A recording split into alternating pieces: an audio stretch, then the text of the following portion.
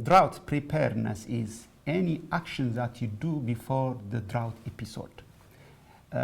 We do a lot of measures or activities after the drought episode, but we are responding to drought. Preparedness to drought is action areas that we do before drought happens or before there is any signal about drought issues actually. So we need to be prepared for drought, which means before drought is after drought and after drought is before drought. We need to be prepared. We need to think about droughts before the drought is declared as an emergency issue. So we need to be kind of issues.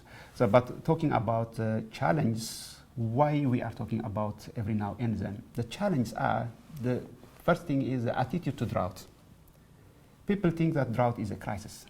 Drought is no longer a crisis, it is a constant risk.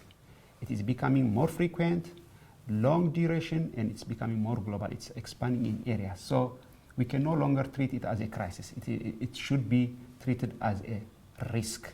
So the attitude, the mindset of people towards drought has to change. The other thing is, the other challenge is actually the political will. Drought is not sensitive. Drought is not sensitizing governments to work on it because it's a long-term planning. It is something, preparedness to drought means for a disaster that may or may not happen. So there is lack of political will also to act on drought. This is a big challenge when it comes to drought preparedness. They just want to react. Or in many cases, there are a number of improvements. There is a progress, but still this is one area of improvement. The other challenge is also cross-sectoral cooperation. Everyone is talking about drought, but no one is being responsible in terms of sectors, for example. So there are a number of challenges, also including capacity. We talk about drought preparedness, the technology is up there, but it doesn't reach the farmers who are supposed to work on these drought issues. They don't know how to respond to drought early warning. So there are a number of capacity issues also, especially at the local level in developing countries. The technology is not there. And the other thing is the economics of drought preparedness, I would say, because I think we need to do more research on the benefits of action versus the cost of inaction. Then that would sensitize governments that if you act or if you invest for drought preparedness, you will be saving this much. So there should be some kind of numbers, and this is, I think, evolving. So there are a number of challenges that we think that drought is still becoming a kind of a crisis. Just reactive approaches are still the business as usual approach. So these are the most important challenges, I would say.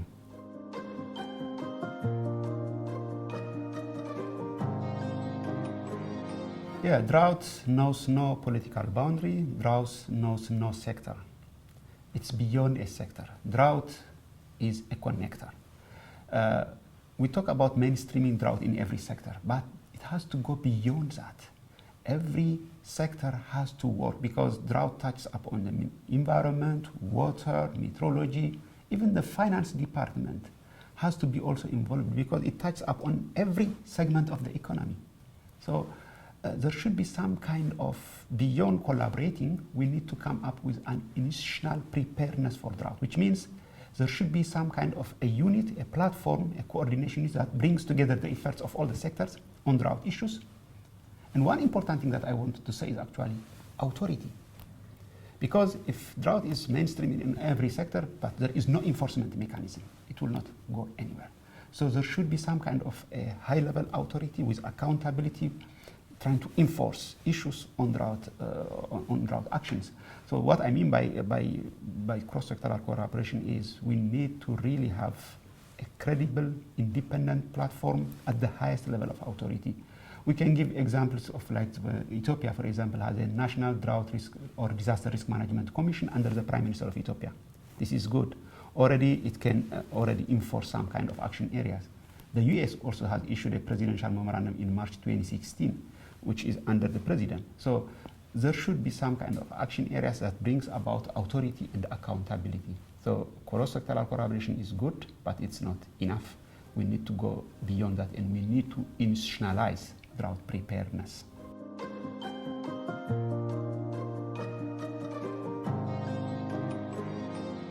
The first thing is countries have to have national drought policy. National drought policy based on the principles of risk reduction.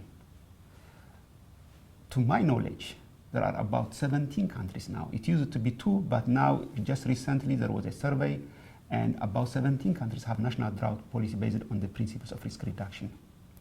This is not enough. So every country has to have a national drought policy, how to prepare. This is lacking. And the other thing is there should be some kind of early warning systems, a comprehensive early warning system that goes beyond forecasting and prediction. Weather forecasts are good, but this is not enough. We need to analyze the risks. Who is going to be affected and why? And we need to disseminate and communicate the information about the drought, the upcoming drought, also to different states and levels of actors in the country. So we need to train journalists. How are we going to talk about drought, the upcoming drought, to ministers, to policymakers, to civil society, farmers, citizens? So everybody should be, there should be some kind of awareness raising. And the other issue is also on how to respond to early warning. You know, farmers are probably aware about the upcoming drought in the next 6 months, but what are the action areas? What are the possible response options? So the early warning has to include all this complete package of information. And the other issue that I would say is also vulnerability assessment. We need to have some kind of drought hotspots. Who is going to be affected in terms of population, in terms of regions? So we need a kind of a map, because drought would be there, but not all are equally affected. Which sector, which region, which population group, and probably also trying to identify the vulnerable groups. And the other issue is drought risk mitigation measures, which means what can we do on the ground? Maybe water harvesting, or drought risk insurance, or maybe drought tolerant crops. What are the available options? So a country should be prepared on this. These are the opportunities, these are the remedial measures for a country. The 3 key pillars that we say: early warning, vulnerability assessment, and drought risk mitigation measures, together with a national drought policy. These are the remedial measures, at least for the first step.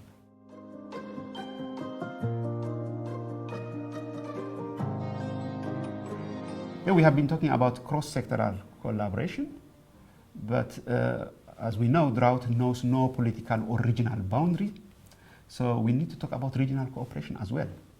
I mean, countries have to come with a common strategy.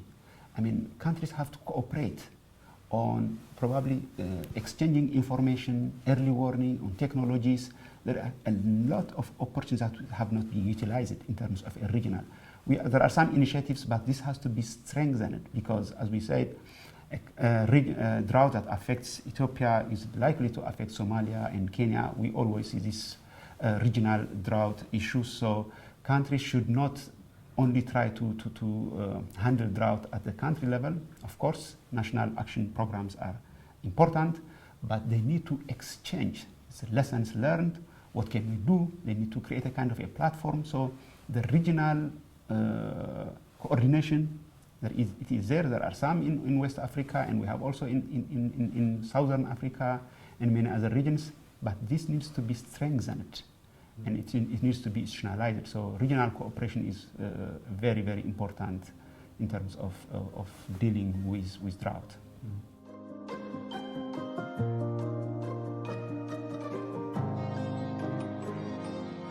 Well, my wish for the future when it comes to drought is drought is no longer a threat. Especially drought does not turn into famine. That's how we see it these days. So my wish is that drought vulnerability remains history, and we are able to cope with drought, with or without drought. People are able to do their day-to-day activity without being affected. This is how and what it should be in the future, I would say.